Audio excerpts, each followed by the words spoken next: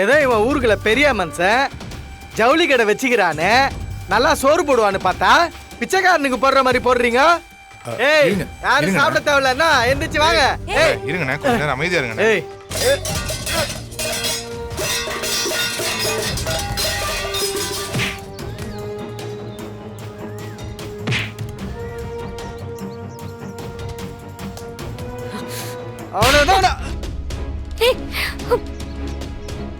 குடிச்சிட்டு கோயிலுக்கு வரதே தப்பு. இதுல கலாட்டா பண்றியா நீ? யார் சொல்லிடா வந்த? யார் அனுப்பி விட்டா? தொலைச்சிருவேன் சொல்லிட்டேன்.